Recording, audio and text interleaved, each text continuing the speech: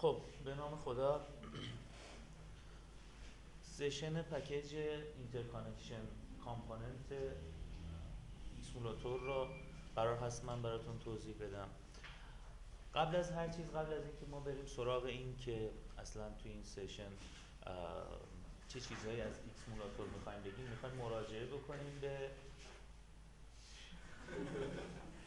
مراجعه بکنیم به یه شکلی که مرجع ما هست تو ایکسمولاتور و من همیشه خودم هنوزم که هنوزه اگر یه زمانی میخوام یه کاری رو بکنم به این شکل مراجعه میکنم. همطور که تو این شکل میبینین یه مکانیزم ارتباطی میان آبجکت ها و اون اجزایی که متناظر با اجزای شبکه واقعی هستن ما اینجا داریم که این مکانیزم ارتباطی خیلی کمکمون میکنه برای نوشتن کد و اینکه بدونیم کجا باید تغییر بدیم، چه آبجکتی به چه آبجکتی دسترسی داره. بیس ما در طراحی ایکسمولاتور بر این اساس بوده که ما یک نودی داریم همطور که اینجا هم دیده میشه که این نود با آبجکت های مختلف شبکه، اون شبکه‌ای که ما توی نتورک آن چیپ داریم و اینترکانکشن نتورک داریم، با اونها ارتباط برقرار میکنه و بیس ما اون شبکه هست. توی نموداری که اینجا داریم میبینیم که نود با یک روتینگ المنت در ارتباط هست و از اون طرف با یک پروسسینگ المنت در ارتباط هست که اینا حالا وقتی بعداً میریم سراغ کد خواهیم دید که هر کدوم از اینها چه نقشی رو در شبیه ساز ما بر عهده دارن. فقط شما باید یه دید کلی از این سیستمی که اینجا دیاگرامش کشیده شده و در حقیقت یک گره در اون شبکه نهایی ما خواهد بود داشته باشیم و مکانیزم تولید نود و اجزای شبکه ما بر اساس دیاگرامی هست که اینجا کشیده شده. ما در حقیقت نودمون با یک روتینگ المنت در ارتباط هست که اون روتینگ المنت مسئولیت کنترل تمام اجزای یک گره رو بر عهده داره و اونه که مدیریت میکنه که چه پکیجی رد بشه، چه پکیجی الان بلاک بشه.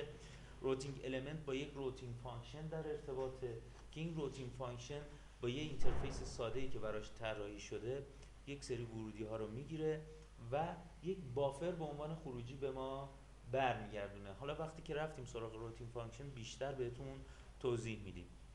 در کنار اون یک سویچینگ المنت داریم یا اینجا حالا به صورت خلاصه نوشتیمش SW. سویچینگ المنت وظیفش این هستش که بیاد و ارتباط بین ورودی ها و خروجی ها رو برقرار بکنه و در حقیقت نقش همون کراس بار سویچی داره که توی روترها وجود داره. از اون طرف ما روترمون دارای کانال های دو طرفه هست. کانال های دو طرفه رو ما در دو کلاس فیزیکال چنل رسیور یا فیزیکال چنل رسیور و فیزیکال چنل سندر پیاده سازی کردیم.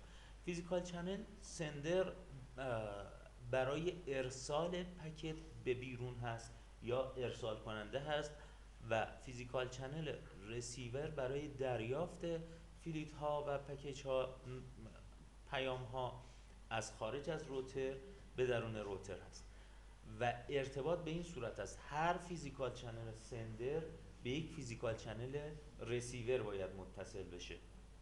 این ارتباط یک طرفه هست، یعنی ما از یک طرف فیزیکال چنل سندری داریم که ارسال میکنه و از اون طرف فیزیکال چنل رسیوری داریم که دریافت میکنه.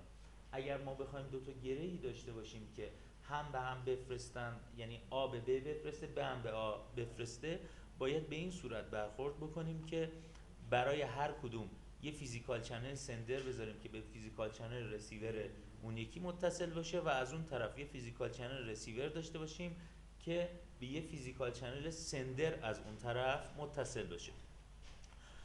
از اون طرف ما دو تا چنل متفاوت با این فیزیکال چنل های سندر و رسیور داریم به اسم اینجکشن چنل و اجکشن چنل.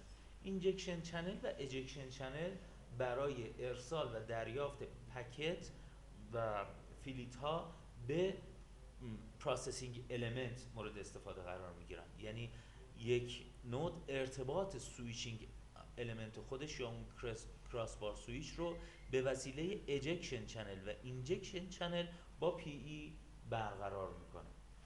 از اون طرف پی ای یک آبجکت ساده هستش که یک مسیج جنریتور داره و یک مسیج کانسیومر. مسیج کانسیومر مسیج های رسیده به این پروسسینگ المنت رو که از طریق اجکشن چنل دریافت شده چیکار میکنه؟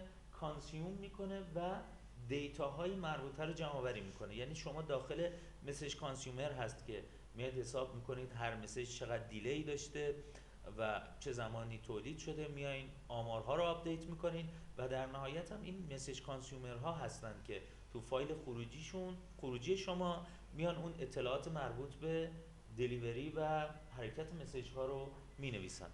از اون بعد مسیج جنریتوری داریم که میاد مطابق با اون الگوی مورد نظر ما مسیج جنریت میکنه.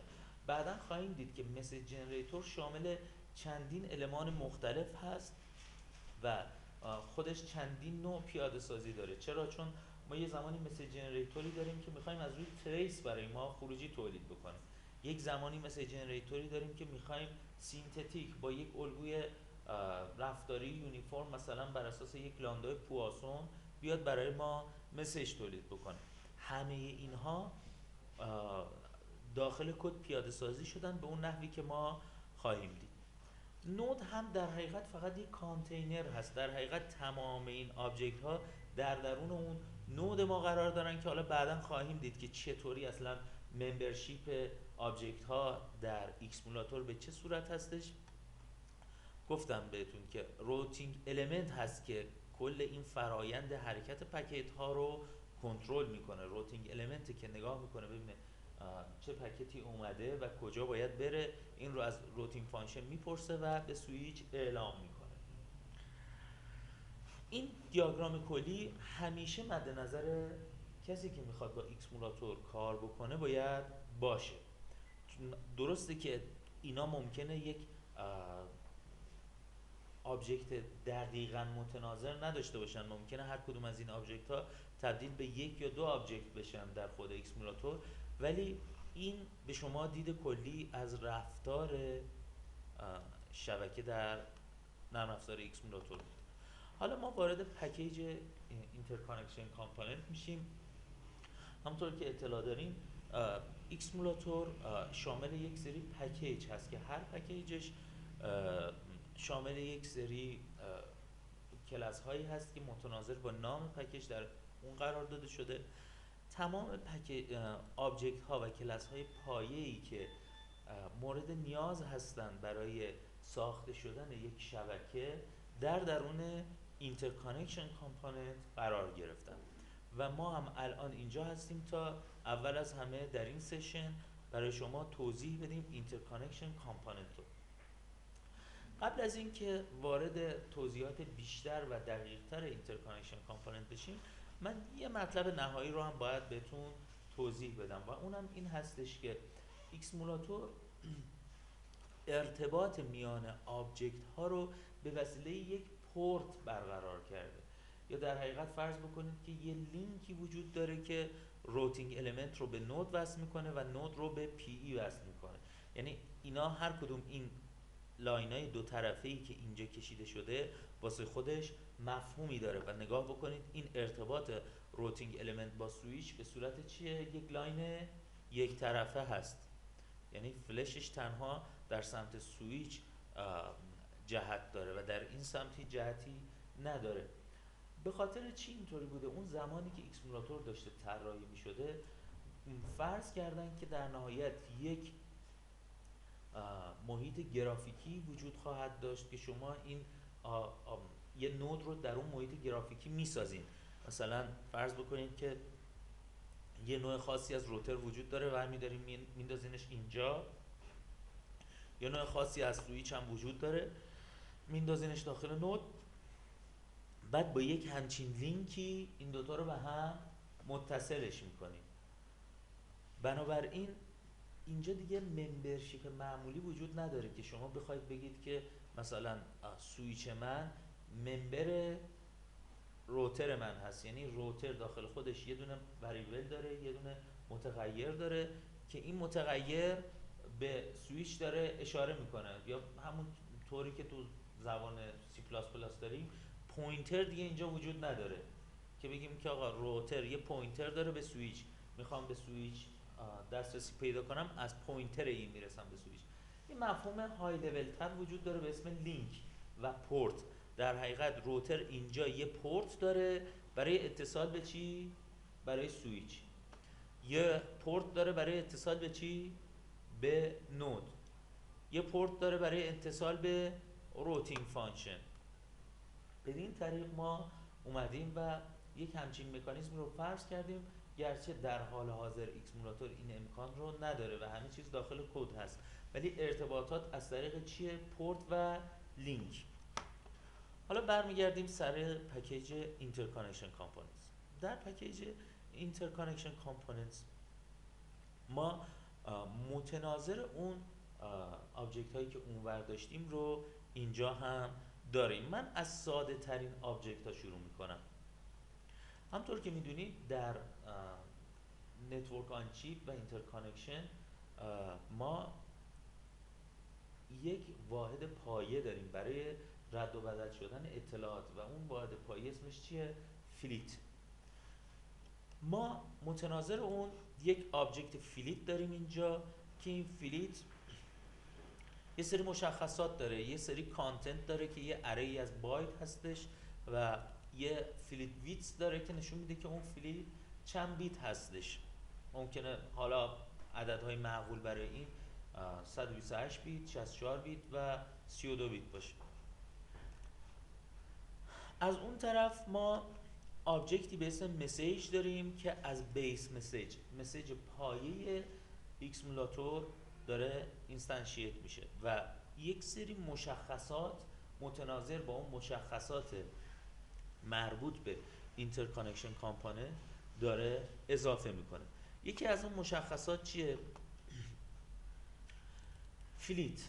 یک آرایه از فلیت ها داره. چرا؟ یک مسیج تبدیل به یه سری فلیت میشه، حالا بسته به سایزی که داره تبدیل به 10 فلیت، 8 فلیت، 64 فلیت میشه و از طریق فلیت ها هست که در شبکه منتقل میشه.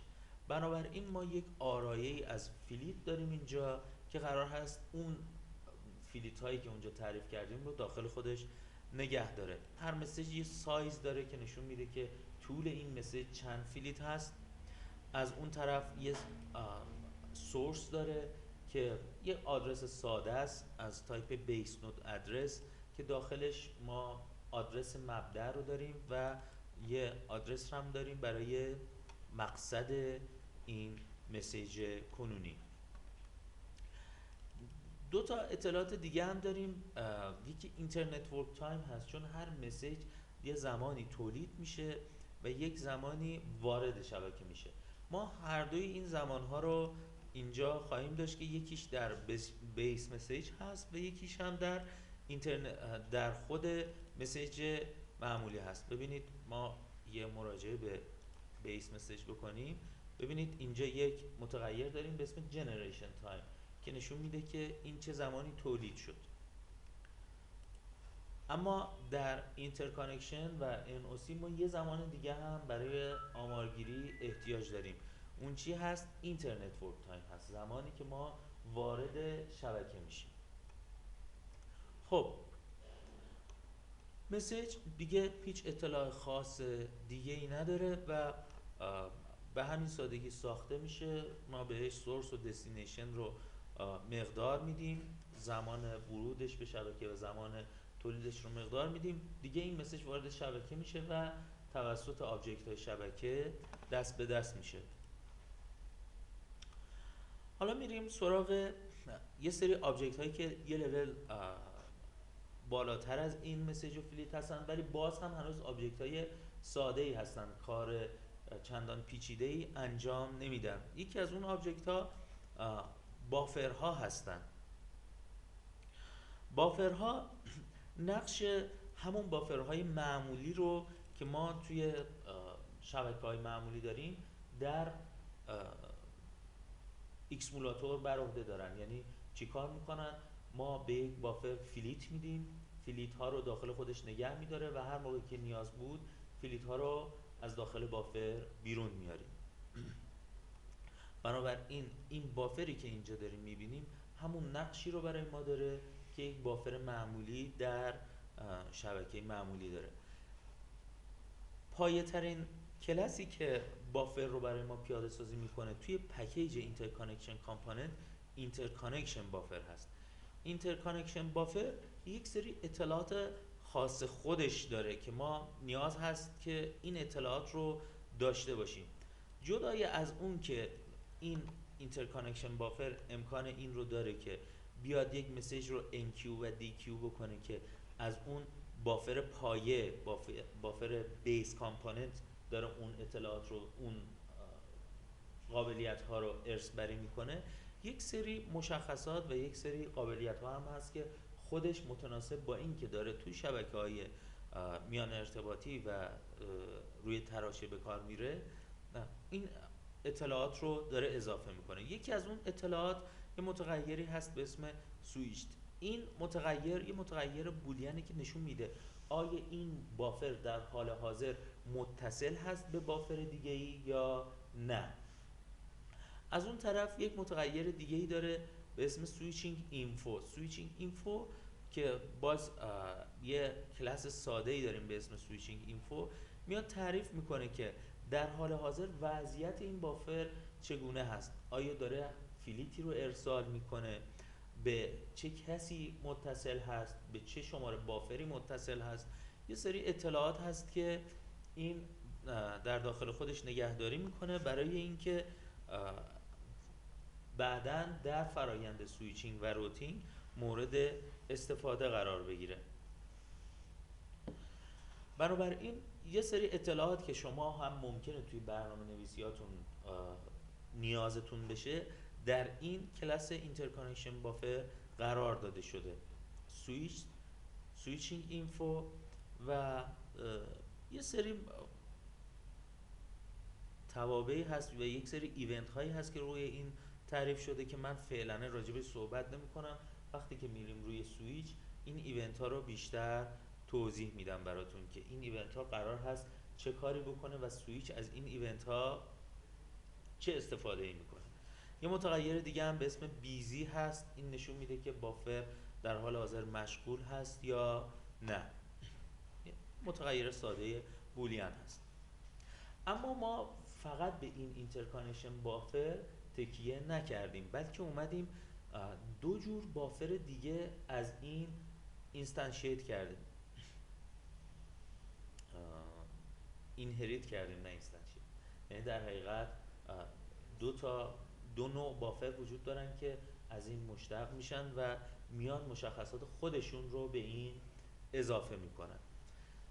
ما در حقیقت در نظر گرفتیم از اونجایی که ما یک سری چنل داریم برای ارسال و یک سری چنل داریم برای دریافت، بیایم و نوع بافری هم که در اینها وجود داره رو هم جدا بکنیم. بنابراین اومدیم یک آوتپوت وی سی بافر تعریف کردیم و یکی اینپوت وی سی بافر که اینها هر کدوم از اینترکانکشن بافر دارن ارث میبرند و بچه های اون کلاس اینترکانکشن بافر هستن. درسته که اینطور که ما اینجا میبینیم اطلاع خاصی ما در درون این کلاس ها نگه نمیداریم. یعنی نگاه بکنید نه پراپرتی جدیدی اضافه شده نه فانکشن جدیدی اضافه شده به اون فانکشن هایی که اونجا عمل میکنن. فقط اومدیم این دوتا رو از نظر مفهومی جدا کردیم و این جداسازی رو داشتیم. ممکن هست در آینده کسی نیاز داشته باشه که یک مشخصی رو داشته باشه که برای آوتپوت وی سی بافر باید در نظر گرفته بشه و بنابراین این دوتا کلاس هم اومدن از هم جدا شدن.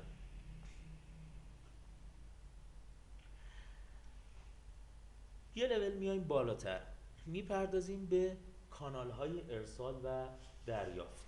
کانال های ارسال و دریافت همطور که اینجا داشتیم به سویچ بعداً متصل خواهند شد و سویچ از طریق این کانال ها به ارسال و دریافت فیلید ها میپردازه به گره های همسایه و روترهای همسایه. بریم ببینیم این فیزیکال چنل سندر و فیزیکال چنل رسیور چه فعالیت هایی میکنن و داخل خودشون چه متغیرهایی نگهداری میکنن. اول بریم سراغ فیزیکال چنل سندر که مسئولیت ارسال یک فیلیت رو بر عهده داره. فیزیکال چنل سندر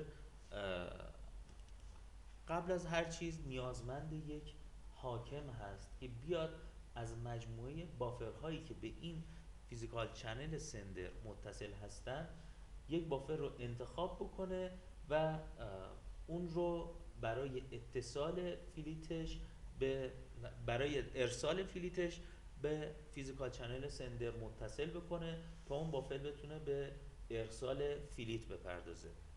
اگر مکانیزم بافرینگ و VC ها رو در اینترکانکشن نتورک بدونین، این مکانیزم به این صورت هست که برای هر فیزیکال چنل یک تعداد بافر در نظر گرفته میشه که اگر یک مسیجی بلاک شد و نتونست حرکت بکنه به خاطر حالا مسائلی که وجود داره و سویچینگی که ما داریم که حالا بعداً بیشتر راجبش توضیح میدم، ولی باید شما از این دانش اینترکانکشنتون بدونید که سویچینگ ورم هول چی هست.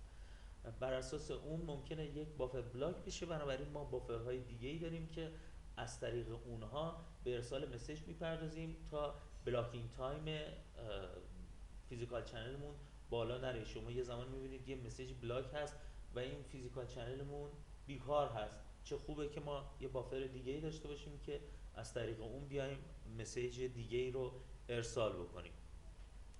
بر این اساس هستش که ما اومدیم و همون مکانیزم رو اینجا پیاده سازی کردیم و در نتیجه اون احتیاج به یک حاکم داریم که بهش میگیم VC آربیتر. این VC آربیتر یا حاکم کانال های مجازی میاد هر بار یک کانال مجازی رو کاندید میکنه.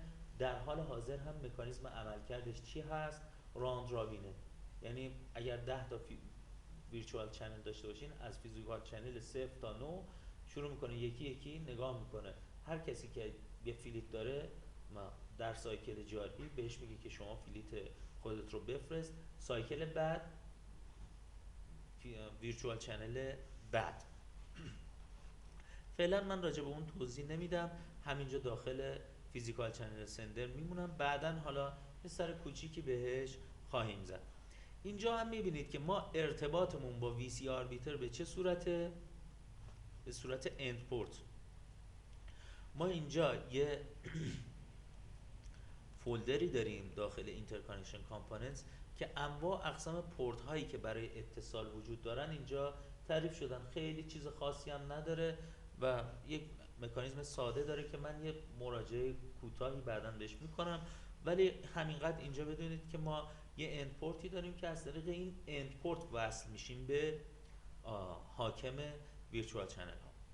از اون طرف متغیرهایی وجود داره. ببینید این متغیرها که برای هر کلاس در نظر گرفته شدن به نحوی انتخاب شدن که گویا باشن، اصلا نیاز به توضیح نداره. شما خیلی ساده میتونید این نام متغیرها رو نگاه بکنید و متوجه بشید که این متغیر قرار هست چی کار بکنه.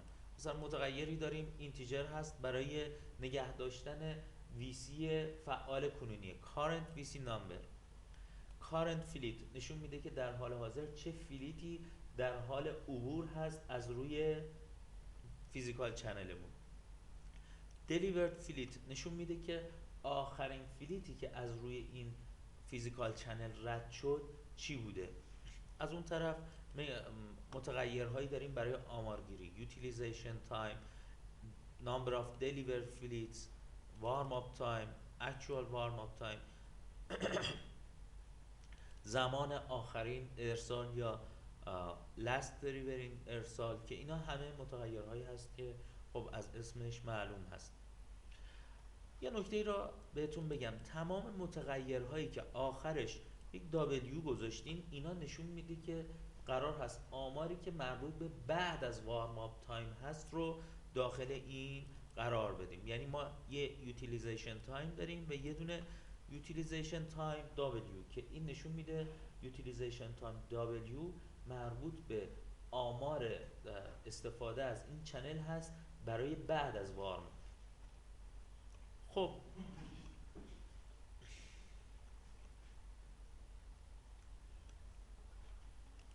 متغیرهایی داریم، مثلا متغیر چنل دیلی داریم که نشون میده این فیزیکال چنل چند سایکل طول میکشه تا از روش یک فیلیت رو رد بکنیم. یه زمان ممکنه یک کانالی طولانی باشه، ما بخوایم براش در نظر بگیریم که این چنل دیلیش 2 سایکل باشه، 5 سایکل باشه.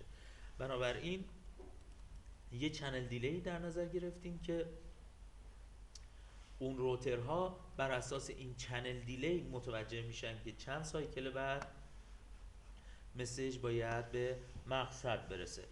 از اون طرف اون دنباله VC ها رو اینجا داریم، یه آرایه‌ای از VC ها داریم که داخل خودش این ویرچوال چنل ها رو نگهداری میکنه. همونطور که گفتم از کی ارث میبره؟ از آتپوت VC بافر. چرا؟ چون فیزیکال چنل سندر رو ما داریم الان بررسی میکنیم. سندر آتپوت هست و ارسال کننده مسیج هست، بنابراین از آتپوت VC بافر برای این استفاده میکنیم.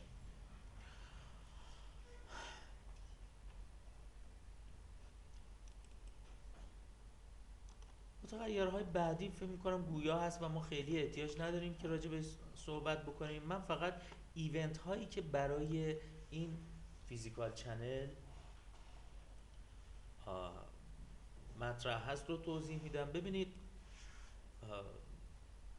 ایکسمولاتور همونطورم که قبلا گفته شده یک شبیه ساز مبتنی بر رخداد هست و بنابراین هر آبجکتی که قرار هست فعالیتی انجام بده باید یک سری رخداد براش تعریف بشه. مثلا فیلیت و مسیج چون قرار نبوده فعالیتی براشون انجام بشه، فیلیت و دارای هیچ نوع فانکشنی نبودن، هیچ کار خاصی نمیکنن، یه سری اطلاعات نگه میدارن. ولی فیزیکال چنل قراره یک فعالیتی انجام بده. اون فعالیت چی هست؟ رسوندن مسیج به فیزیکال چنل رسیور روتر مقصد. بنابراین ما اینجا یک سری ایونت ها براش تعریف میکنیم. یه ایونتی که براش تعریف شده و تنها ایونتی که برای این نوع چنل وجود داره ایونت دلیورد هست. یعنی شما یک زمانی فرض میکنید که این فیزیکال چنل مسیجش به مقصد میرسه، مثلا سایکل جاری سایکل مثلا 50 هست، چنل دیلیمون 2 سایکله. شما یه ایونتی به انجین ایکسمولاتور میدید، میگید تو سایکل 52 فیزیکال چنل سندرم باید ایونت دلیورد رو اجرا بکنه. یعنی چی؟ یعنی بیاد و این کارنت فیلیتی که داره رو برسونه به مقصد. چی کار میکنه؟ به فیزیکال چنل رسیوری که بهش متصل هست اعلام میکنه که بیا پوش فیلیت بکن. الان کاری نداریم، فقط میدونیم که یه پوش فیلیتی وجود داره که قرار هست این فیلیت رو بگیره و در ویرچوال چنلی که ما بهش میگیم پوش بکنه. یعنی میگه این الان شما باید فرض بکنی آقای فیزیکال چنل رسیور که این فیلیت به دستت رسیده و دیگه حالا میره تو فعالیت های داخلی اون روتر. بعد میاد و آماره ها رو آپدیت میکنه، تعداد فیلیت هایی که دلیور کرده رو یه واحد اضافه میکنه، میاد نگاه میکنه که چقدر یوتیلیزیشن داشته، یوتیلیزیشن تایم خودش رو میبره بالا، متغیر وارم اپ رو چک میکنه ببینه که ما از وارم اپ تایم گذشتیم یا نه. اگر از وارم اپ تایم گذشتیم میاد و یک واحد که نه به سایز چنل دیلی به یوتیلیزیشن تایم خودش اضافه میکنه، یه کار ساده انجام میده. یه فعالیتی هم داره به اسم دلیور. این دلیور زمانی هست که میخواد آغاز بکنه ارسال یک فیلیت رو. یعنی حالا میبینیم که یک کسی میاد این فانکشن دلیور رو صدا میزنه. وقتی دلیور صدا زده میشه چی میشه؟ متغیرهای داخلی بر اساس فیلیت جاری آپدیت میشن. اعلام میشه که کارنت فیلیتمون این فیلیتی است که اینجا بهمون اعلام شده، کارنت ویسی مون هم همین ویسیه و یه ایونت میسازیم. برای چی؟ برای اینکه اعلام بکنیم این فیزیکال چنل سندر تو چه زمانی باید مسیجش به مقصد برسه. همونطور که بهتون گفتم ما اینجا ایونت دریون عمل داریم میکنیم، یعنی هر عملیاتی که داریم انجام میدیم اگر متعاقبش عملیاتی یا ایونتی هست باید این رو در انجین ثبت بکنیم تا انجین به موقعش اون عملیات رو صدا بزنه تا اجرا بشه. بنابراین اینجا میاد یه ایونت در نظر میگیره، ایونتی رو میسازه و فانکشن رجیستر ایکس ایونت که در هر جایی در ایکسمولاتور قابل دسترسی هست رو صدا میزنه، میگه یه ایونت برای من رجیستر بکن در این زمان. نوع ایونت چیه؟ ایونت اینه که این مسیج دیلیور میشه یا دلیورد.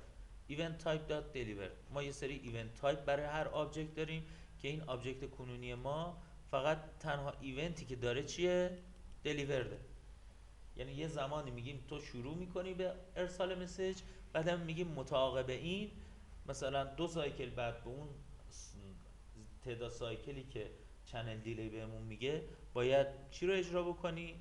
ایونت دلیورد رو اجرا بکنی. این از فیزیکال چنل سندر بود. از اون طرف فیزیکال چنل رسیور داریم که اون هم واسه خودش یک سری اطلاعات داره. اطلاعات این ساده تر هست چون یک آبجکت تقریبا پسیوه، یعنی کاری انجام نمیده. یه مجموعه از بافرها داره، اینپوت وی سی بافر، که این بافرهایی هستن که قرار هست فیلیت داخلشون پوش بشه. بعد یه سری شبیه به فیزیکال چنل سندر یک سری مشخصات دیگه هم داره و همونطور که بهتون گفتم با یک اندپورت وصل میشه به فیزیکال چنل سندر. ارتباط فیزیکال چنل سندر و رسیور اینجا چطور بود؟ به وسیله یک اندپورت بود. البته تو این شکل دیده نمیشه، اما یه اندپورتی هست که میاد و این دوتا رو به هم متصل میکنه. ما همونطور که بهتون گفتم اومدیم و فیزیکال چنل هایی که برای اجکشن و اینجکشن چنل هست رو چیکار کردیم؟ جدا کردیم از فیزیکال چنل هایی که برای ارسال و دریافت به روترهای همسایه هستن. اینا رو اسمش گذاشتیم اینجکشن چنل و اجکشن چنل. اما یه نکته‌ای وجود داره، اونم این هستش که یک زمانی هست که ما بسته به نوع روترمون ممکنه که بخوایم این اجکشن و اینجکشن چنل واقعا یک اجکشن چنل و اینجکشن چنل فیزیکی باشن. یعنی شما دقیقا یه لینک داشته باشین بین پی ای و نودتون. این فرق میکنه با این که شما اصلا بگید که نه اینا لوکاله، یعنی این یه لینک بین پی ای و روتر وجود نداره، یه ترانسفر داخلی انجام میشه، نه اون لینک واقعی که تو عالم اینترکانکشن هست. بنابراین ما اومدیم و 2 سری تعریف دادیم برای هر کدوم از اونا. یه فیزیکال اینجکشن چنل داریم، یه اینجکشن چنل ساده داریم. از اون طرف یه فیزیکال اجکشن چنل داریم و یک اجکشن چنل ساده. اینا هم خیلی ساختارشون شبیه به همون ساختار معمولی هست که برای فیزیکال چنل سندر و رسیور وجود داره. مثلا یه سری بافر دارن که برای اجکشن چنل نوع بافرها باید چی باشه؟ ببخشید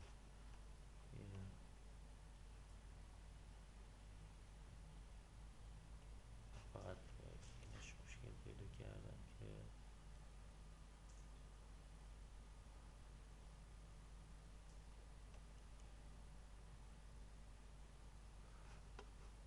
الان نمیدونم چرا تایپ اجکشن چنل رو آتپوت بی سی بافر در نظر گرفتیم. حالا اگر فیزیکال اجکشن چنل داشته باشیم، فیزیکال اجکشن چنل میاد 2 تا فیزیکال چنل، یکی به عنوان سندر و رسیور واسه خودش در نظر میگیره. چرا؟ چون ما دوباره میخوایم نقش یک کانال فیزیکی واقعی رو اینجا اجرا بکنیم دیگه. یه همچین داستان اینجا وجود داره و خیلی دیگه نکته پیچیده‌ای در فیزیکال اجکشن چنل و فیزیکال اینجکشن چنل وجود نداره. بفهم. بذارین آخرش من توضیحاتمو بدم بعد سوالتون. خب این از ماجرای چنل ها.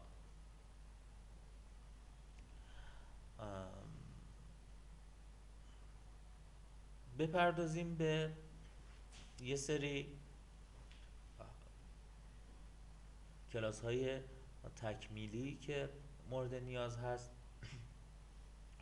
ببینید ما فیلیت و مسیج رو تعریف کردیم، ولی هر جایی که نیاز بود که ما اطلاعی داشته باشیم یا یک مشخصه‌ای داشته باشیم که فرق بکنه با اون مشخصه پایه، اومدیم یک کلاسی روی اون کلاس پایه تعریف کردیم. مثلا چی؟ مثلا اومدیم گفتیم که هدر فیلیت یه فرقی میکنه با اون فیلیت پایه. چه فرقی میکنه؟ هدر فیلیت داخل خودش یه سری آدرس داره، یه سری اطلاعات داره برای روتینگ. خب این هدر فیلیت علالقاعده باید با فیلیت فرق بکنه و یه سری اطلاعات پایه اضافه تر داشته باشه. ما اومدیم یک کلاس هدر فیلیت تعریف کردیم که ارث میبره بر فیلیت، ولی فعلا تو شبیه سازی کنونی ما اطلاعات اضافی در درونش نگه نداشتیم، ولی چون این احتمال رو میدادیم که یه نفری یه زمانی بخواد داخل هدر فیلیت یه اطلاعی بذاره که تو فیلیت های معمولی وجود نداره، اومدیم یک کلاس به اسم هدر فیلیت تعریف کردیم. یا یک کلاس دیگه داریم به اسم هدر فیلیت سینگل، اصلا یه فیلیت تنها باشه، دنبالش هیچ فیلیت دیگه ای نباشه. یا از اون طرف اومدیم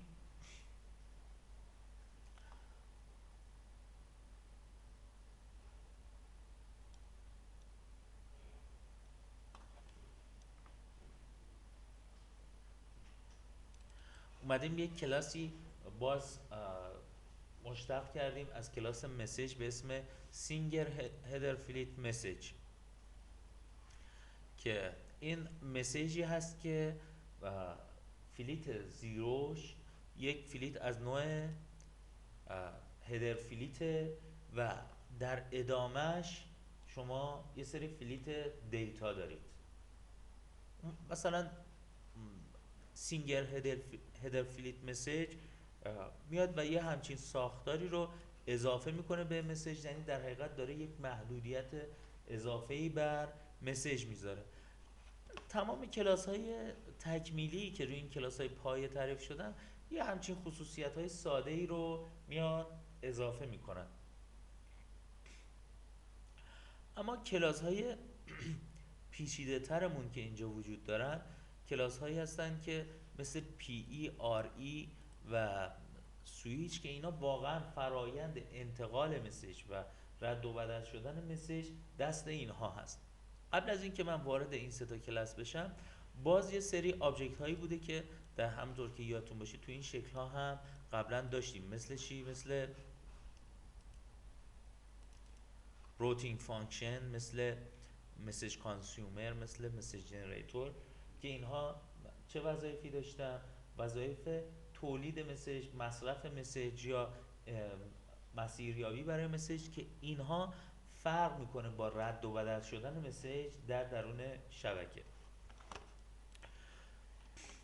مسیج کانسیومر یکی از این آبجکت های ساده پایه هست که تقریبا میتونم بگم یکی از مهمترین وظایف رو داره، ولی خیلی وظیفش ساده هست. وظیفش چیه؟ وظیفش اینه که بیاد آماره های تأخیر مسیج، آماره های مربوط به اطلاعات فعالیت های انجام شده در شبکه بر روی مسیج رو ثبت بکنه و بعداً زمانی که ما ازش خواستیم اونها رو بهمون بده. این کلاس یک فانکشن به اسم کانسیوم داره که توسط PE یا پروسسینگ المنت صدا زده میشه. وقتی که این کانسیوم برای یک فیلیت، که حالا اینجا ما یه تایپ جنرال براش در نظر گرفتیم به اسم ترانسفر یونیت. ترانسفر یونیت پدر کلاس فیلیت هست. میاد و یک فیلیت رو میاد و مصرف میکنه. به چه صورت؟ وقتی که ما این فیلیت رو به این دادیم، اولا میاد میگه که خب تا حالا من چند تا فیلیت مصرف کردم، بعد یه آماره رو آپدیت میکنه. به چه صورت؟ در صورتی که این فیلیت از نوع فیلیت تیل باشه، یعنی فیلیت انتهایی مسیج باشه و ما متوجه بشیم که با اومدن این فیلیت در درون کانسیوم کل مسیج به دست PE رسیده. در این حالت هست که میاد آماره ها رو آپدیت میکنه، میاد نگاه میکنه میبینه که مثلا مثل جنریشن تایم چقدر بوده، مثل اینترنت ورک تایم چه زمانی بوده و بر اساس اینها میاد آمارهای داخلی خودش رو صدا میزنه. تمام این آبجکت هایی که اطلاعاتی دارن برای ذخیره کردن و بعدا اعلامش به ما، فانکشنی به اسم اسنپ شات رو داخل خودشون پیاده سازی میکنن. فانکشن اسنپ شات چه وظیفه‌ای داره؟ فانکشن اسنپ شات یا اینکه اطلاعات مربوطه رو روی به عنوان یک استرینگ برمیگردونه، یا اینکه اگر ما یک فایل بهش داده باشیم این رو میاد به صورت XML در درون اون فایل مینویسه و ما در حقیقت با استفاده از این اسنپ شات دومی در حال حاضر داریم از تک تک آبجکت ها خروجی میگیریم. این خروجی ها در درون اون فایل نوشته میشه و بعدا توی اکسل به راحتی خونده میشه. بنابراین مسیج کانسومر یک فعالیت ساده داره. اما مسیج جنریتور که از بیس مسیج جنریتور ارث میبره. بیس مسیج جنریتور در بیس کامپوننت هست، در بیس کامپوننت اکسمولاتور هست که خیلی چیز ساده ای یعنی فعالیت های پیچیده داخل خودش انجام نمیده.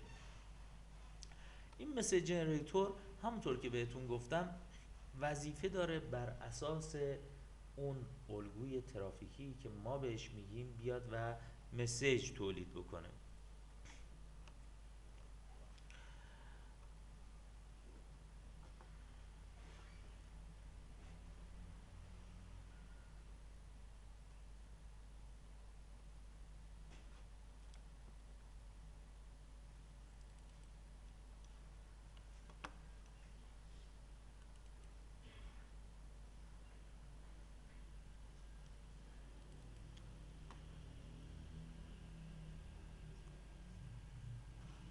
خب مسیج جنریتور اومده خیلی پایه‌ای با قضیه برخورد کرده. از اونجایی که ما انواع اقسام مسیج جنریتورها داریم. مسیج جنریتوری داریم که بر اساس تریس فایل عمل میکنه. مسیج جنریتوری داریم که بر اساس گفتم بهتون با یک لاندای پواسون مسیج تولید میکنه. این فقط اومده تایپ اینا رو تعریف کرده، گفته که هر مسیج جنریتوری که بخواد وجود داشته باشه یکی از این تایپ ها رو باید داشته باشه، یا تریس بیس باشه، یا اپلیکیشن اسپسیفیک باشه، یا سینتتیک باشه، یا سینتتیک ویرچوال کیو. تریس بیس یعنی از روی یک تریس میاد مسیج تولید میکنه. اپلیکیشن اسپسیفیک این هستش که ما یک سری فلو داریم و این فلوها متناسب با اپلیکیشنمون تعیین میشن. یه استراکچر خاصی داره. مثلا شما فرض بکنید ترافیک MP3 اگر داشته باشید، مثلا در ترافیک MP3 هر نود به صورت یونیفرم مسیج تولید نمیکنه. اعلام میکنه مثلا نود 2 به نود 7 با ریت 3 مگابیت پر سکند، نود 10 به نود 12 با ریت 10 مگابیت پر سکند. ما یه همچین ترافیکی رو به عنوان اپلیکیشن اسپسیفیک تعریف کردیم. ترافیک های سینتتیک هم وجود دارن، سینتتیک و سینتتیک ویرچوال کیو، که اینها هم وظیفه چی دارن؟ وظیفه تولید مسیج بر اساس یک لامدای پواسون و حالا داخل خودشون هم یه الگویی داشته باشن. ممکنه یونیفرم باشه، ممکنه هات اسپات باشه که اینها رو به موقعش توضیح خواهیم داد. مسیج جنریتور میاد و این اطلاعات پایه، این که مثلا پی ایمون کی هست، میاد مثلا نگه میداره که من مسیج جنریتور طبق این چیزی که اینجا میبینیم مسیج جنریتور باید بدونه که برای کدوم پی ای داره مسیج تولید میکنه. میاد مثلا این اطلاعات پایه رو نگه میداره. یه مسیج کانتنت جنریتور داره. مسیج کانتنت جنریتور میاد و یک سری 0 و 1 به عنوان کانتنت برای مسیج قرار میده. بار اولی که اکسمولاتور نوشته شد ما این فرض رو نکردیم که بخوایم محاسبه توان براش بکنیم، بنابراین تمام کلیت هامون دامی بودن، کانتنتی نداشتن. ولی بعد از این مدت که موضوع NOC اومد وسط، ما احتیاج به یک مسیج کانتنت جنریتور داشتیم که بیاد و کانتنت بده به این فیلیت ها مثلا ما بیاد یک رشته ای از 0 و 1 رو به صورت رندوم تولید بکنه و در به عنوان کانتنت قرار بده که حالا بعدا راجبش صحبت خواهیم کرد. خب از این کلاس مسیج جنریتور حالا میاد کلاس های دیتیلدی مشتق میشه. یکی از اونها فور پارتد مسیج جنریتور هست. فور پارتد مسیج جنریتور وظیفش چی هست؟ وظیفش این هست که بیاد و ترافیک سینتتیک تولید بکنه. فور پارتد به چه معنا هست؟ یعنی این از 4 بخش تشکیل شده.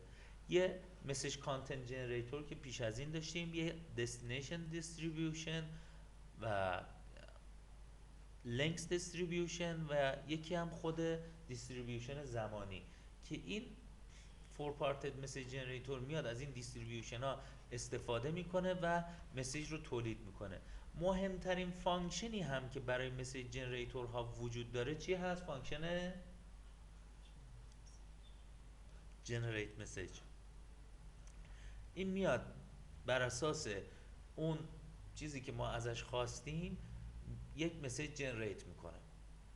فور پارتد مسیج جنریتور یک مسیج لنث دیستریبیوشن داره که مثلا اگر یه زمانی شما میخواید لنس ثابت باشه، این لنس دیستریبیوشن رو یک عدد ثابت ازش میگیرین. یک زمانی نه، توزیع نمایی قرار هست باشه، ازش توزیع نمایی میگیرید. بعد میاد دستینیشن مسیج و هر اطلاعاتی که برای مسیج مورد نیازه، دستینیشنش، سورسش، اینکه طولش چقدر باشه، اینکه چه نوعی باشه، میاد مسیجی رو برای اساس اون نوع تولید میکنه و بعد برمیگردونه به اون کسی که صداش زده که اون اینجکت بکنه در درون پی. یه تریس بیس مسیج جنریتور هم داریم که این میاد بر اساس یک تریس این کارا رو انجام میده. دیگه لینکس دیستریبیوشن و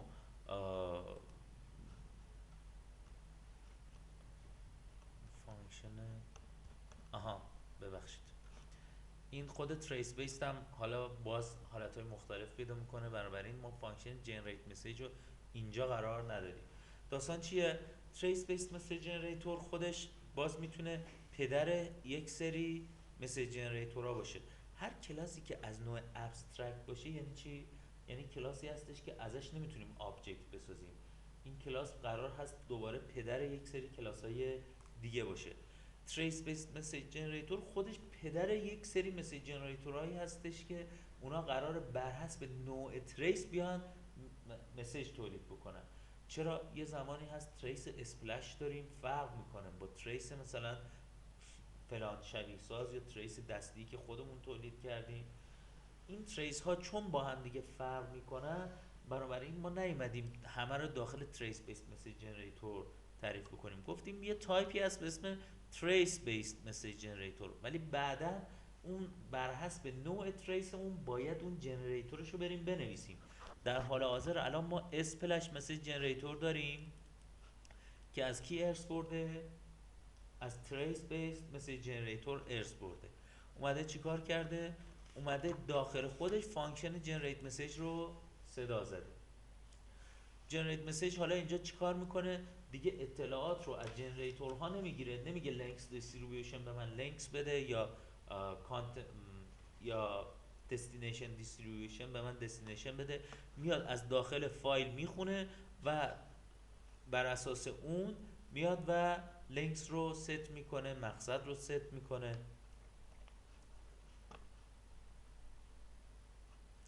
این فور پارتد مسیج جنریتوری که داشتیم خودش احتیاج داره به این که یه نفری بیاد بر اساس یک الگوی زمانی این فانکشن جنریت مسیجش رو صدا بزنه. تو تریس بیس این کارش راحته. چرا؟ چون ما از یه فایل داریم میخونیم که زمان تولید مسیج بعدیمون کیه.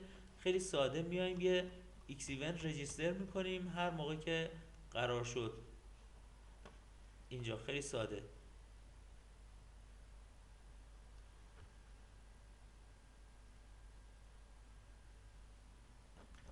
یه next generation تایمی داریم اینجا که این خیلی ساده میاد و بر اساس اینکه آیا next generation تایمی وجود داره یا نه صدا زده میشه و مسیج تولید میکنه. ولی فور پارتد اینطوری نیست. فور پارتد خودش توسط یک کلاس سیمپل مسیج جنریتور دوباره مورد استفاده قرار میگیره. این سیمپل مسیج جنریتور چیه؟ یه ایکس ایونت جنریتور داره، ایونت جنریتور داره که این میاد بر اساس اون توزیع پواسون ایونت تولید میکنه. مثلا شما اگر لاندای 2/10 بهش بدین، یا از اون طرف هر به طور متوسط هر 5 سایکل یه بار قرار باشه که یه ایونت تولید بکنه، این ایونت جنریتوره هی یه ایونت تولید میکنه میذاره توی انجین اکسمولاتور تا انجین اکسمولاتور بتونه ازش استفاده بکنه و بیاد به این سیمپل مسیج جنریتور بگه که الان وقتش هست که شما مسیج تولید بکنید. خب تا اینجا ما به صورت تقریبا تفصیلی راجع به تک تک این کلاس های پایه صحبت کردیم. یک کلاس پایه دیگه مونده که راجبش بخوایم صحبت بکنیم. یک کلاسی که هست کلاس روتینگ فانکشنه که من اگه ببینمش، این کلاس روتینگ فانکشن. روتینگ فانکشن هم میاد یک کلاس ابسترکت هست که قرار هست بعداً ازش روتین فانکشن ها مشتق بشن و ساخته بشن، که میاد و چه چیزی رو تعریف میکنه برای ما؟ میاد یک اینترفیس تعریف میکنه برای فانکشن روت. میگه هر روتین فانکشن باید فانکشن روتی رو تعریف بکنه که این فانکشن روت یک آدرس نود جاری رو بگیره، دو هدر فیلیتی که داره روت میشه رو بگیره، سه اینپوت بافری که این فیلیت داخلش وجود داره رو بگیره، و چهار سویچی که ما داریم روی اون فرایند روتینگ رو انجام بدیم. برای چی ما به اینا احتیاج داریم؟ به کارنت نود آدرس احتیاج داریم چون همه روتینگ ها به این احتیاج دارن. به هدر احتیاج داریم برای اینکه بدونیم این مسیج به کجا میخواد بره، از کجا اومده. به بافر احتیاج داریم برای اینکه متناسب با اون محل بافر، اینکه مثلا بافرمون از کدوم چنل هست یا در کدوم جهت هست بخوایم تصمیم بگیریم. به سویچ احتیاج داریم برای چی؟ برای اینکه میخوایم بدونیم کدوم بافر سویچ خالی هست یا کدوم پورت خروجی سویچ خالی هست که بر اون اساس بیایم چیکار بکنیم؟ بر اون اساس بیایم تصمیم بگیریم، بگیم خب این پورتت خالیه، پس من این پورت رو به عنوان خروجی برمیگردونم. البته خروجی فانکشن رو چیه؟ یه بافره، یعنی به صدا زنندش میگه این بافر خالیه، شما میتونی مسیج رو ببرید. اگر نال برگردونه یعنی چی؟ یعنی فعلا روتین موفقیت آمیز نبوده و ما چیکار باید بکنیم؟ باید اون مسیج رو در درون صفی قرار بدیم تا در آینده از اون صف بیاد بیرون و مورد استفاده قرار بگیره. خب تا اینجا ما کف کردیم. یه